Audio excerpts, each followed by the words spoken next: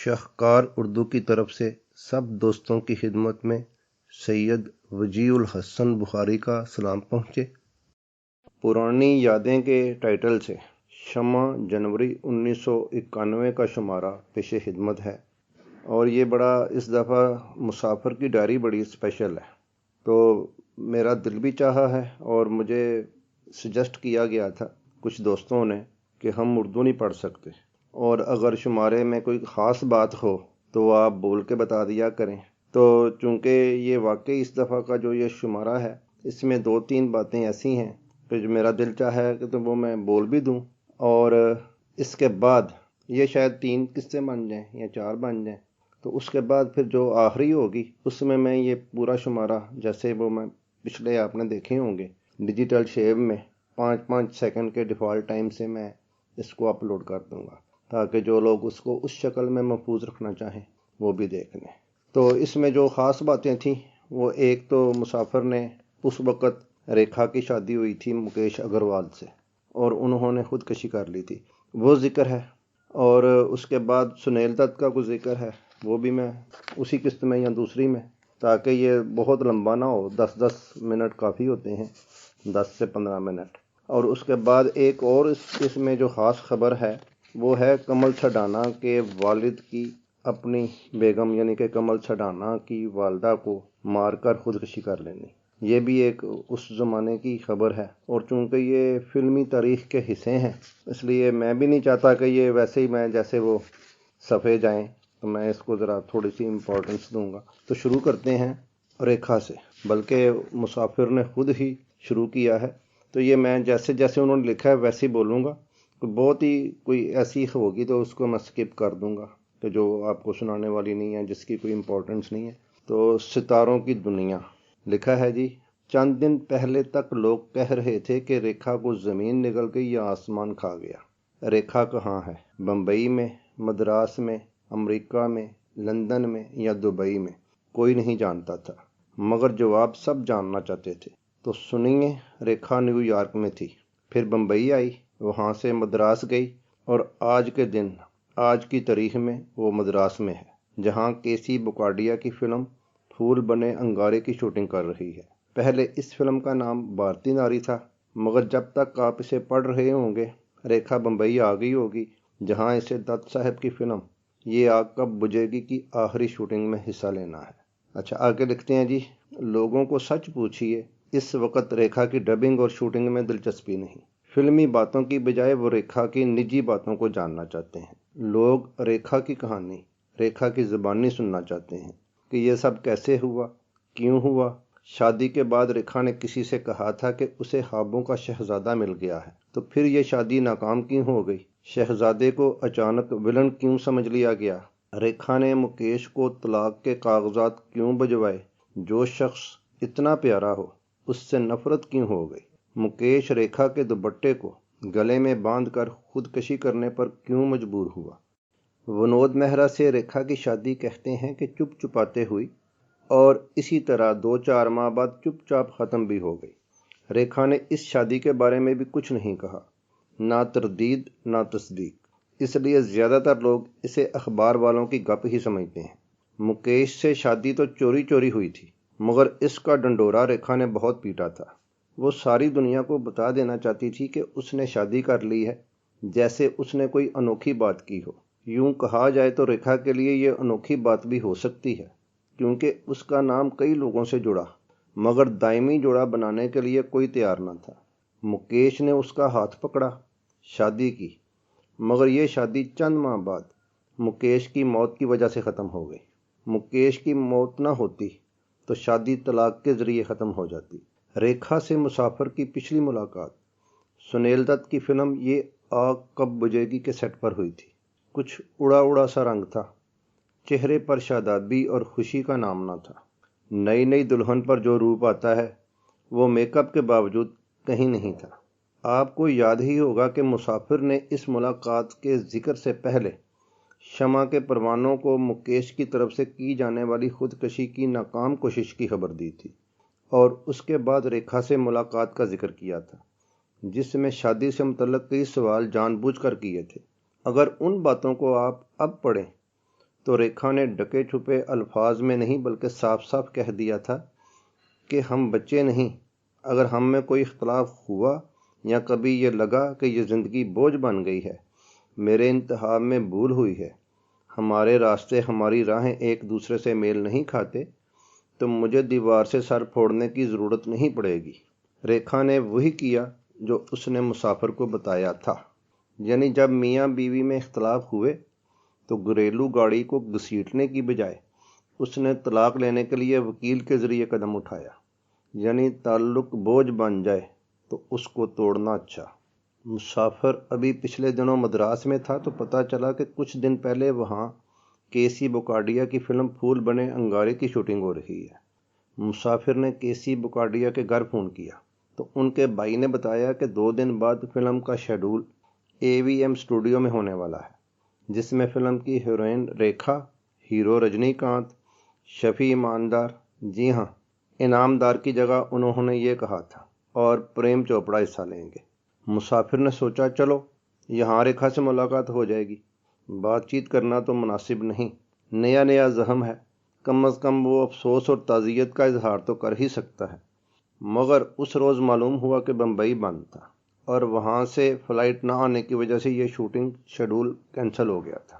وہاں اس وقت بمبئی کا نام ممبئی نہیں تھا، بمبئی ہی کہتے تھے۔ مسافر کی ریکھا سے روبرو ملاقات نہیں ہوئی، مگر باتیں کانوں میں بہت آئی ہیں، اخباروں میں بھی بہت کچھ لکھا گیا ہے، اس کے بارے میں کم اور اس کی رازدار سہیلی اور سیکرٹری فرزانہ کے بارے میں زیادہ۔ ریکھا نے ایک انگریزی رسالہ پر 1 کروڑ روپے اور فرزانہ نے 50 لاکھ روپے کا دعویٰ کیا ہے۔ مکیش اگروال اور ریکھا کے بارے میں دہلی اور بمبئی میں بے شمار باتیں کہی جا رہی ہیں۔ دہلی کی اونچی سوسائٹی اور بمبئی کی فلمی سوسائٹی اس وقت طرح طرح کی باتوں اور الزامات کی فیکٹری بنی ہوئی ہیں، جہاں سے ہر روز ایک نئی بات، ایک نئی خبر، ایک نیا انکشاف سننے کو ملتا ہے۔ مکیش اگروال کی زندگی اس پرندے کی زندگی کی طرح ہے جس نے آسمانوں سے بھی آگے اڑنے کی کوشش کی۔ مکیش کی کہانی ہمت اور حوصلہ کی کہانی ہے، محنت اور محبت کی کہانی ہے۔ مکیش نے سائیکلوں میں لگائی جانے والی لائٹس بنانے سے اپنا کاروبار شروع کیا۔ اس کی جیب میں کبھی اتنے پیسے بھی نہیں ہوتے تھے کہ وہ بس یا رکشہ میں جا سکے، مگر اس کی محنت رنگ لائی اور وہ ترقی کرتے کرتے کروڑ پتی بن گیا۔ پھر ایک دن وہ ہندوستان کی مشہور ریکھا کا پتی بھی بن گیا۔ ان کی شادی چند ٹیلی فونی بات چیت اور چند ملاقاتوں کا نتیجہ تھی، بالکل فلمی انداز میں کہ میٹھی میٹھی باتیں، پیاری پیاری ملاقاتیں اور شادی۔ باتوں، ملاقاتوں اور شادی تک سب ٹھیک تھا، مگر جو دا اینڈ ہوا وہ بہت دردناک اور ایسا کہ آخری ہچکی تک کسی کو پتہ نہ چلا کہ اس کہانی کا یہ انجام ہوگا۔ مکیش کے بڑے بھائی اور بابج کو اتنا پتہ ضرور تھا کہ میاں بیوی میں کھٹ پٹ ہے۔ مکیش نے درجنوں فون کیے مگر ریکھا سے اس کی بات نہ ہو سکی۔ مکیش کے بھائی اور بابج کا کہنا ہے کہ فرزانہ نے دونوں کے بیچ میں خلیج حائل کر دی اور ریکھا کو مکیش سے بات کرنے ہی نہیں دی۔ مکیش کے گھر والوں کا یہ بھی کہنا ہے کہ جب ریکھا سے بات کرنے کی ہر کوشش ناکام ہو گئی تو مکیش اپنی بڑی بھابھی کو لے کر ریکھا سے ملنے اور اگر کوئی غلط فہمی ہے تو اسے دور کرنے کے لیے بمبئی میں ریکھا کے گھر پہنچا۔ دربان نے بہت مشکل سے انہیں اندر آنے کی اجازت دی۔ چائے، کافی یا پانی تک پوچھنے کی ضرورت محسوس نہیں کی گئی۔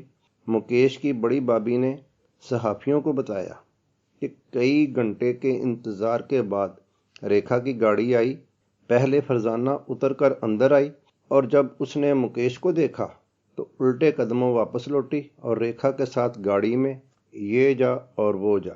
مکیش جو یہ سمجھ رہا تھا کہ ریکھا بھاگی ہے، بات چیت جو بھی ہے صاف ہو جائے گی، یہ دیکھ کر ہکا بکا رہ گیا اور گاڑی کے پیچھے دیوانوں کی طرح ریکھا ریکھا پکارتے ہوئے دوڑا۔ اس وقت موسلا دار بارش تھی، آگے آگے ریکھا کی گاڑی، پیچھے پیچھے مکیش دوڑ رہا تھا اور اس کے پیچھے مکیش کی بابج اپنے دیور کو روکنے کے لیے دوڑ رہی تھی، مگر گاڑی تیزی سے پل بھر میں نظروں سے اوجھل ہو گئی۔ مکیش واپس ریکھا کے گھر پہنچا اور اس نے جیب سے بہت سی گولیاں نکال کر پھونک لیں۔ مکیش کی بھابھی کا کہنا ہے کہ پہلے وہ یہ سمجھی کہ مکیش تھک کر سو گیا ہے، مگر جب بہت رات گئے تک مکیش بے سدھ پڑا رہا تھا تو انہیں ڈر لگا اور انہوں نے اپنے شوہر کو دہلی فون کیا اور پوری بات بتائی۔ کچھ دیر بعد مکیش کے بڑے بھائی کے ایک دوست دہلی سے فون ملنے پر وہاں آئے اور مکیش کو ایک نرسنگ ہوم میں لے کر گئے۔ دہلی آ کر مکیش کی یہی کوشش رہی کہ کسی طرح ریکھا سے بات ہو جائے، مگر ریکھا کو کسی نے فون پر نہیں بلایا۔ مکیش کی تڑپ اور پریشانی بڑھتی گئی اور ایک بار پھر اس نے قریب 60 گولیاں کھا کر خودکشی کرنے کی کوشش کی، مگر بر وقت ڈاکٹری امداد سے اسے بچا لیا گیا۔ مکیش کو ڈاکٹر کوٹھاری نے اشلوک نرسنگ ہوم میں رکھا اور پل پل اس کی نگہداشت ہونے لگی۔ مکیش کا اصرار تھا کہ وہ ہر قیمت پر ریکھا سے کم از کم ایک بار بات کرنا چاہتا ہے، مگر اسے کسی طرح بھی کامیابی نہ ملی۔ اسی بیچ ریکھا کے امریکہ میں شو کرنے کے لیے وہاں جانے کی خبر مکیش کو مل گئی۔ تب بھی وہ چاہتا تھا کہ ریکھا اس سے ایک بار بات تو کر لے۔ پھر مکیش کو اطلاع ملی کہ ریکھا امریکہ چلی گئی ہے اور اس نے طلاق کے کاغذات دستخطوں کے لیے بھجوا دیے ہیں۔ مکیش کے بھائی کے مطابق اس وقت بھی مکیش کا کہنا تھا کہ وہ طلاق کے کاغذات پر دستخط کرنے کے لیے تیار ہے، مگر ایک بار ریکھا اسے کم از کم فون پر یہ تو بتا دے کہ اس نے کیا کیا ہے جو اتنی بے رخی اور طلاق کا باعث بنی۔ ریکھا سے بات کرنے کی حسرت مکیش کے دل میں ہی رہی۔ 2 اکتوبر کی صبح وہ اپنے گھر والوں سے وعدہ کر کے گیا کہ وہ دوپہر تک واپس آ جائے گا، مگر وہ اپنے بڑے بھائی کے فلیگ اسٹاف روڈ گھر سے اپنے فارم ہاؤس میں گیا اور ریکھا ہی کے دوپٹے کا پھندا بنا کر خودکشی کر لی۔ مکیش کے بھائی، بھابھی، ڈاکٹر کوٹھاری اور دوستوں اور قریبی لوگوں کا کہنا تھا کہ اگر ریکھا مکیش کو ایک بار فون کر لیتی تو مکیش خودکشی نہ کرتا۔ ریکھا طلاق چاہتی تھی، جس کے لیے مکیش نے منع نہیں کیا تھا، مگر وہ ایک بار اپنی بیوی سے پوچھنا چاہتا تھا کہ اس سے کیا غلطی سرزد ہوئی جو بات طلاق تک پہنچی۔ مگر اب آسمانوں سے اونچا اڑنے والا پرندہ واقعی بہت اونچا اڑ گیا ہے۔ خدا کرے آئندہ کوئی پرندہ نہ اتنا اونچا اڑے نہ اس انجام کو پہنچے۔ مکیش اگروال نے تو اپنی بیوی ریکھا سے جذباتی ہم آہنگی نہ ہونے یا شادی ٹوٹنے کے خدشے سے خودکشی کی۔ خود ریکھا، جس نے تقریباً 15 سال پہلے ونود مہرا سے شادی کی تھی اور جب یہ شادی ناکامی کی طرف، یہ باتیں 1991 کی ہیں، یعنی کہ آج سے تقریباً 30 سال پہلے، اور ونود مہرا سے شادی اب تقریباً 45 سال ہو گئے۔ بہرحال میں پھر شروع کرتا ہوں کہ خود ریکھا، جس نے تقریباً 15 سال پہلے ونود مہرا سے شادی کی تھی اور جب یہ شادی ناکامی کی طرف بڑھی تھی، اس نے بھی خودکشی کی کوشش کی تھی، یعنی ونود مہرا نے۔ 31 اکتوبر کو ونود مہرا کے چوتھا میں جہاں بہت سے فلم والے آئے، ان میں ریکھا بھی شامل تھی۔ ریکھا اپنی سیکرٹری فرزانہ کے ساتھ آئی تھی۔ مکیش کی موت پر نہ آنے کے لیے ریکھا کا کہنا ہے کہ مکیش کی موت کی خبر اسے نیو یارک جا کر ملی تو اس نے فوراً دہلی فون کیا۔ وہ فوراً واپس آنا چاہتی تھی، مگر اس کے پروگرام اسپانسر کرنے والوں نے اسے قانونی نوٹس کے ذریعہ دہلی جانے نہیں دیا۔ امیتابھ بچن نے ان خبروں کی تردید کی ہے کہ وہ ریکھا کے شوہر کی موت کے بعد اس سے ملنے اس کے گھر گئے تھے۔ امیتابھ نے اس سلسلے میں کہا ہے کہ جس اخبار والے نے ریکھا کے بنگلے کے سامنے میری وین کھڑی دیکھی تھی، وہ میری نہیں بلکہ منموہن دیسائی کی تھی۔ مسافر کے صحافی دوست رؤوف احمد کی پچھلے دنوں ریکھا سے ملاقات ہوئی تھی۔ دونوں کی بات چیت کا خلاصہ یہ ہے۔ سوال: مکیش کی موت کے بعد تم خاموش کیوں ہو؟ ریکھا: مجھے بولنے کا موقع ہی کہاں دیا گیا۔ میرے سسرال والوں اور پریس والوں نے میرے بارے میں جو چاہا اڑاتے رہے اور سارا الزام مجھ پر تھوپتے رہے۔ میرے تئیں انہیں ایسا کٹھور نہیں ہونا چاہیے تھا۔ اس کہانی کی حقیقت کیا ہے؟ اس سوال کے جواب میں ریکھا نے کہا، مجھے تو اس بات پر سخت حیرت ہے کہ میرے ناقد اتنے بولے ہیں کہ انہیں میرے اور مکیش کے آپسی تعلقات کا علم نہیں، مگر پھر بھی انہوں نے میرے پیچھے اتنا تومار باندھ دیا ہے، یہاں تک کہ جو لوگ پہلے میری تعریفوں میں زمین آسمان کے کلابے ملاتے تھے، خصوصی طور پر میرے سسرال والے بھی مجھے برا برا کہنے لگے۔ مکیش کی بابج مٹھو بابی نے بڑے کہا تھا کہ ریکھا ہماری بہو بن گئی ہے، یہ ہماری خوش قسمتی ہے۔ میری سمجھ میں نہیں آتا کیوں پھر میرے بارے میں غلط باتیں اڑائی جا رہی ہیں، کیوں مجھے ہی مکیش کی خودکشی کا ذمہ دار سمجھا جا رہا ہے، جبکہ سب لوگوں کو حقیقت کا علم ہے۔ اس طرح کی صورتحال کب سے ہوئی؟ اس کے جواب میں ریکھا نے کہا، ستمبر میں ہم دونوں نے اپنی مرضی سے طے کیا تھا کہ ہم ایک دوسرے سے علیحدہ ہو جائیں، مگر یہ پتہ نہیں تھا کہ ہمارے بیچ کی یہ رازدارانہ بات ایک دم پر لگا کر اڑ جائے گی۔ ریکھا سے جب کہا گیا کہ مکیش کی موت کے بعد تم نے بھی تو اسے بلا دیا تھا، تو ریکھا بولی، یہ سراسر الزام ہے۔ پہلی بار مجھے میرے آرگنائزر نے مکیش کی خودکشی کی افسوسناک خبر سنائی تو میں نے فاصلوں کی فکر نہ کرتے ہوئے فوراً مٹھو بابی کو فون کیا۔ اس کے ثبوت کے طور پر میرے پاس ٹیلی فون بل ہیں۔ مٹھو بابی نے مجھے تسلی دیتے ہوئے کہا تھا، تم اپنا دھیان رکھنا، ہم سب تمہارے دکھ میں برابر کے شریک ہیں۔ جب اتنی بات ہو چکی تھی تو پھر کیسے یہ کہنا مناسب ہے کہ میں نے مکیش کی موت پر چپی سادھ لی؟ سوال: کہیں ایسا تو نہیں کہ تمہارے سسرال والوں کو یہ خدشہ ہو کہ تم اپنے متوفی شوہر کی جائیداد ہتھیا لو گی؟ ریکھا: میرے سسرال والوں نے میرے ساتھ جو نازیبا رویہ اپنایا، اس سے تو مجھے ہی شک کرنا پڑتا ہے کہ ان کا مقصد خاص روپے کے علاوہ کچھ نہ تھا۔ اس کا ثبوت؟ ریکھا: ماہ ستمبر میں ایک فلمی میگزین میں یہ کہا تھا کہ میں نے مکیش کو خواب آور گولیاں کھا کر خودکشی کرنے پر مجبور کیا تھا۔ اس مضمون کو پڑھ کر مکیش کے بھائی انیل گپتا نے مجھ سے بات کی اور مجھے مشورہ دیا کہ کیوں نہ ہم اس رسالہ پر دعویٰ ٹھوک لیں کہ اس نے ایسا بے بنیاد مضمون شائع کیا۔ اس وقت میں نے محسوس کیا تھا کہ انہوں نے وہ بات سرسری طور پر کہی تھی۔ بھائی صاحب کو بالکل یہ احساس نہ ہوا تھا کہ ان کے گھرانے کی بہو پر بھی اس مضمون کے شائع ہونے پر کیا کچھ نہ گزری ہوگی کہ جسے مفت میں بدنام کر دیا تھا۔ سوال: تو پھر؟ ریکھا: جب میں امریکہ سے لوٹی تو یہاں میں نے اپنے بارے میں اپنے کو سسرال والوں کے ذریعہ عائد کردہ الزامات کے کٹہرے میں گرا پایا۔ یہ ان کا فرض تھا کہ وہ مجھ سے میرے خلاف کہی گئی باتوں کی وضاحت کراتے۔ دھیرے دھیرے 1 ماہ سے زائد ہو گیا، مگر کسی بھی خدا کے بندے نے مجھ سے اس موضوع پر کوئی بات نہیں کی۔ اس کے برعکس انہوں نے میرے پاس ایک دستاویز ضرور بھیج دیا تھا کہ میں اس پر دستخط کر کے یہ ثبوت فراہم کر دوں کہ مجھے اپنے متوفی شریک زندگی کی دولت اور جائیداد سے 1 پائی بھی نہیں چاہیے۔ ان کے لالچ کا اس سے بڑا اور کیا ثبوت ہو سکتا ہے کہ انہوں نے وہ دستاویز میرے کہے بغیر مجھے بھیج دی۔ میری فیملی کے ایک دوست نے کچھ نہیں تو 20 بار دن میں کہا تھا کہ کیوں نہ میں اس دستاویز کو موضوع بناؤں، لیکن میں نے اس معاملہ کو اس وقت تک زیر غور رکھا جب تک وہ لوگ اپنی غلطی پر نادم نہ ہو جائیں۔ سوال: مکیش کے گھر والوں کا کہنا ہے کہ مکیش ذہنی طور پر صحت مند تھا، پھر اس نے خودکشی کیوں کی؟ کیا اس نے کبھی پہلے بھی ایسی کوشش کی تھی؟ ریکھا: میں نے کبھی مکیش کے بارے میں ایسی بات نہیں کہی۔ یہ وہی لوگ ہیں جو یہ کہتے ہیں کہ مکیش نے جس دوپٹے کو گلے میں باندھ کر خودکشی کی وہ میرا دوپٹہ تھا۔ کیا اس پر میرا نام لکھا ہوا تھا؟ سوال: جب تمہیں مکیش کی اطلاع ملی تھی تو تم نے امریکہ سے ہندوستان آنے میں اتنی جلدی کیوں نہ کی؟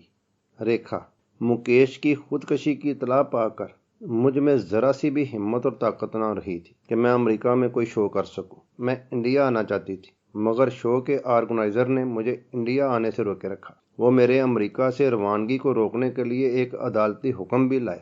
اس وقت انہوں نے میری حالت پر ٹھنڈے دل سے غور نہیں کیا تھا، بلکہ انہوں نے مجھے وہاں اس لیے روکنا چاہا تاکہ میں نے ان کے ساتھ جو کانٹریکٹ سائن کیے تھے، اگر ان کے مطابق میں نے شوز نہ کیے تو ان سے انہیں زبردست نقصان ہوگا، اور اس کا واحد سبب یہ تھا کہ میں طلاق کے کاغذات مکیش کو قبل از وقت بھیج ہی چکی تھی۔ اس طرح انہوں نے مجھ پر کئی کروڑ ڈالر کے ہرجانہ کا دعویٰ کر دیا۔ سوال: اس بات میں کہاں تک صداقت ہے کہ تم نے امریکہ جا کر مکیش کو فون نہیں کیا، جبکہ تمہارے ایک بار فون کرنے سے اس غریب کو زندگی مل سکتی تھی؟ ریکھا: یہ سراسر غلط ہے۔ بہرحال جو بھی یہ کہتا ہے کہ میں نے مکیش کو امریکہ سے فون نہیں کیا، وہ سفید جھوٹ بولتا ہے۔ میں نے مکیش کو 1 بار نہیں 10-20 بار امریکہ سے فون کیے، یہاں تک کہ طلاق کے کاغذات بھیجنے کے بعد بھی فون کیے۔ اگر ایسا نہیں ہے تو اگست اور ستمبر میں ٹیلی فون کے تقریباً 40,000 روپے کے بلوں کا کیا مطلب ہے؟ 10 ستمبر 1990 کو میں نے مکیش کو 5 بار ٹیلی فون کیا۔ جب اس کی طرف سے ناخوش رہی تب میں نے طلاق نامہ پر دستخط کیے۔ اس کے بعد بھی میرے ٹیلی فونوں کا سلسلہ جاری رہا۔ یہ ٹیلی فون ہم دونوں مشترکہ دوست کے گھر پہ کیے جا رہے ہیں جو اس معاملہ میں معتبر گواہ ہے۔ سوال: تم نے بڑے ارمانوں کے ساتھ شادی کی تھی اور اس کے بعد تمہارا کہنا بھی تھا کہ تم اپنے انتخاب پر واقعی خوش ہو، پھر اتنی جلدی ازواجی تعلقات میں زہر کیسے گل گیا اور پھر طلاق کی نوبت کیوں آئی؟ ریکھا: میں نے اپنے طور پر طلاق کا تصور بھی نہیں کیا تھا۔ سب سے پہلے مکیش نے یہ بات اٹھائی تھی۔ شاید مئی میں اس نے اور اس کے کسی دوست نے پریس میں یہ خبر شائع کرائی کہ مکیش اپنی شادی سے خوش نہیں ہیں۔ سوال: کہیں ایسا تو نہیں کہ تمہاری سیکرٹری فرزانہ کے سبب یہ سب ممکن ہوا ہو؟ ریکھا: فرزانہ کا نام اس موقع پر کیوں لیا جا رہا ہے؟ وہ تو پہلے بھی موضوع بحث ہو سکتی تھی۔ اصل میں فرزانہ میری رازدار ہے اور وہی کرتی ہے جو میں اس سے کہوں۔ وہ میری فرما بردار ہے، میری ملازم ہے۔ سوال: تمہاری ازواجی زندگی کے بگاڑ میں کون ذمہ دار ہو سکتا ہے؟ ریکھا: لوگ مکیش کے بارے میں کہتے ہیں کہ وہ بہت مالدار تھا مگر طبعاً بہت بولا اور بونگا تھا۔ یہ لوگ آکاش بجاج کو سامنے کیوں نہیں لاتے؟ وہ مکیش کے بمبئی جانے اور اسٹوڈیوز میں مجھ سے ملنے کو ناپسند کرتی تھی۔ وہ نہیں چاہتی تھی کہ مکیش مجھ سے شادی کرے۔ اس کا واضح ثبوت یہ ہے کہ مکیش نے ایک بار مجھ سے کہا تھا کہ ان کی زندگی آکاش بجاج اور اس کے درمیان جھول رہی ہے۔ ذہنی معالجوں نے کیوں آکاش بجاج نام کو فراموش کر دیا؟ اور دیکھا جائے تو یہی نام میری زندگی میں مہلک ہوا۔ مکیش اپنے کو کبھی آکاش بجاج سے الگ نہ کر سکے۔ میں ششی کپور کی شکر گزار ہوں کہ امریکہ سے واپسی پر انہوں نے میری دلجوئی کی، مجھ سے ہمدردی سے پیش آئے، مجھے فون کیے۔ ان کے علاوہ کسی نے ہمدردی کے 2 حروف بھی نہ کہے نہ لکھے۔ بہرحال میں اس سلسلہ میں قطعی بے گناہ اور بے قصور ہوں۔ مجھے ذاتی اغراض و مقاصد کے لیے بدنام کیا جا رہا ہے۔ مجھے اس معاملہ میں ملوث کرنا میرے ساتھ بہت بڑی زیادتی اور ظلم ہے۔ دوستو، یہاں میں اس ویڈیو کا اینڈ کرنے لگا تھا، لیکن میرے ذہن میں آیا کہ میرے پاس بھی اس موضوع پر میرے جو رسالے ہیں پرانے ڈھیر، میں نے کہیں کوئی مضمون اس موضوع پر دیکھا تھا، تو میں نے بہرحال تلاش شروع کی تو مجھے خوشی ہوئی کہ ریکھا کا اس موضوع پر ایک انٹرویو مجھے مل گیا، اور یہ 6 ماہ پہلے کا ہے، یعنی کہ جو حالات طلاق والے پہنچے اس سے پہلے جب نئی شادی ہوئی تھی، بہار کے دن تھے اور خوشیوں کے دن تھے، تو اس وقت ریکھا نے ایک انٹرویو دیا تھا اور جو مئی 1990 کے فاصلہ رسالے میں چھپا تھا۔ تو میں وہ اب پڑھنے لگا ہوں تاکہ یہ ایک چیز مکمل ہو جائے۔ ویڈیو تھوڑی سی لمبی ہو جائے گی، میں نے کہا تھا کہ 10 یا 15 منٹ کی ہونی چاہیے، لیکن بہرحال جب ایک کام شروع کریں تو وہ کم از کم وہ مکمل ہونا چاہیے۔ اور یہ مضمون پڑھنے سے پہلے میں آپ کو ایک چھوٹا سا واقعہ شیئر کرتا ہوں آپ سے کہ کافی عرصہ پہلے میں اپنے ایک دوست کے ساتھ ایک فلم دیکھنے گیا، تو فلم صحیح چلنے لگی، لیکن اچانک ہی وہ اینڈ والا جو سین تھے وہ پہلے آ گئے اور بعد میں کوئی درمیان والے آنے شروع ہو گئے، پھر وہ شروع سے شروع ہو گئی اور ساری وہ گڑبڑ ہو گئی۔ فلم خیر بڑی بور قسم کی فلم تھی اور لوگ بھی نہیں تھے، گرمیوں کا موسم تھا، اے سی کی وجہ سے ہم گئے ہوئے تھے۔ تو بہرحال میں پروجیکشن روم میں گیا تو وہاں ایک 13-14 سال کا لڑکا تھا جو آپریٹ کر رہا تھا یہ، تو وہ میں نے کہا کہ بھئی یہ تم نے کیا کیا؟ کہتا ہے جی وہ جو میرے استاد ہیں وہ اچانک کوئی ان کو فوتیدگی کی اطلاع ملی ہے تو وہ وہاں ان کو جانا پڑ گیا اور میرے ذمہ یہ کر گئے، مجھے تو ابھی جمعہ 8 دن بھی نہیں ہوئے، تو میری سمجھ میں نہیں آیا، وہ ساری ریلیں الٹ پلٹ ہو گئی ہیں۔ تو میں پھر کہتا جی آپ اپنے دماغ میں آپ ساری ریلوں کو خود ہی سیدھا کر لیجئے گا، میری سمجھ میں جو آ رہا ہے وہ میں چلا رہا ہوں۔ تو آپ بھی وہ جو اینڈ والا تھا حصہ وہ اب پہلے ریکارڈ ہو گیا یا پہلے بن گیا، اور یہ جو سٹارٹ کے دن تھے وہ اب میں بعد میں کر رہا ہوں، تو آپ بھی اپنے دماغ میں یہ الٹ پلٹ کو صحیح کر لیجئے گا۔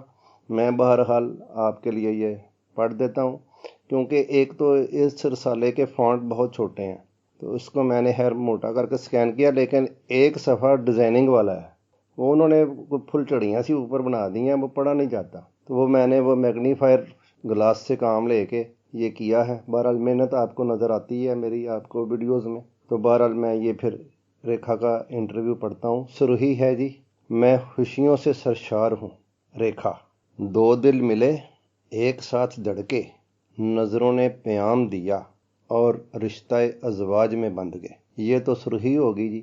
اب سوال جواب والا حصہ پڑھتے ہیں۔ ریکھا سے پہلا سوال یہ کیا گیا جی کہ شادی کے بعد اب آپ کیا محسوس کرتی ہیں؟ تو ریکھا بولتی ہیں یہ میری زندگی کے خوشگوار ترین لمحات ہیں۔ یہ ازواجی مسرت میری زندگی کا حسین سرمایہ ہے۔ اس کے باوجود لوگ میری اس شادی کی مذمت کر رہے ہیں اور ازواجی تعلقات کے آغاز سے قبل ہی اس کی ناکامی کی پیشن گوئی کرنے لگے ہیں، لیکن مجھے ایسے لوگوں کی پرواہ نہیں۔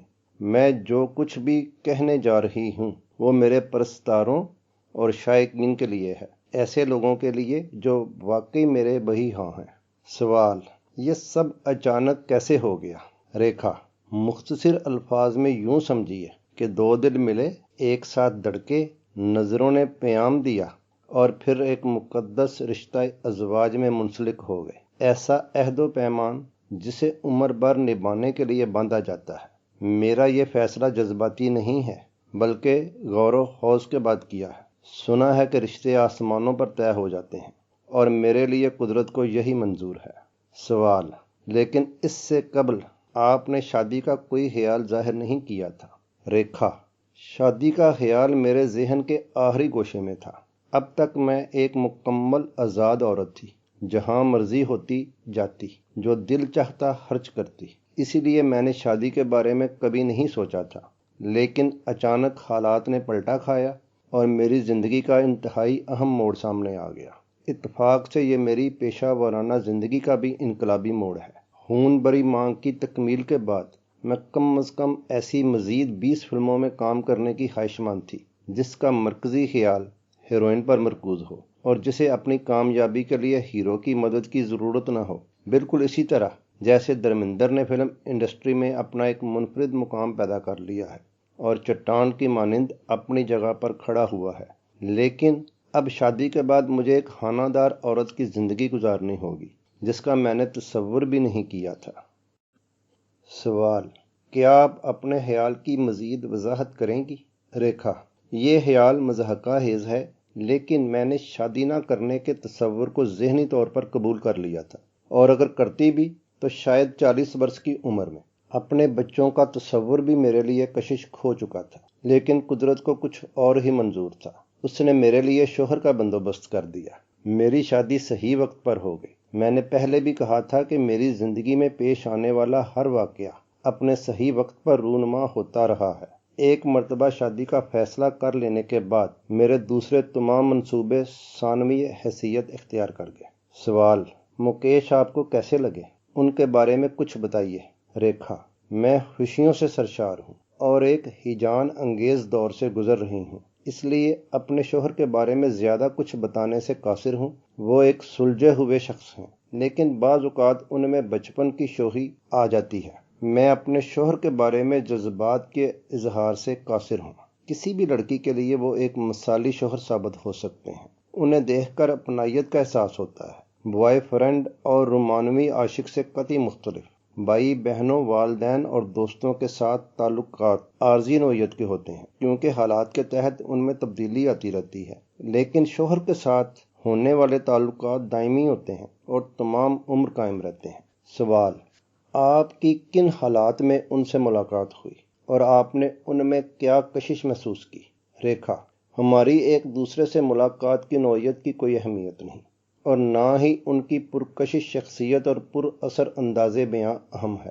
اصل اہمیت یہ ہے کہ انہوں نے ہمیں ہمارے ماضی کے ساتھ قبول کر لیا ہے۔ شادی سے پہلے بہت سے شکوک و شبہات میرے دل میں جنم لیتے رہے، وہ مجھ سے کیوں شادی کر رہے ہیں۔ میں سوچتی تھی کہ میرا ہونے والا شوہر بہت نمایاں خصوصیات کا حامل ہوگا اور اپنے اعلیٰ معیار کے باعث میرا خیال تھا کہ کوئی بھی شخص آسانی سے میری نظروں میں نہیں جچے گا، لیکن ان کے میری زندگی میں آتے ہی میں اپنے سارے فلسفے بھول گئی اور وہ ایک نظر میں مجھ پر چھا گئے، اور جب وہ میرے اور میں ان کے مکان میں داخل ہوئی تو کسی بھی اجنبیت کا احساس نہیں ہوا۔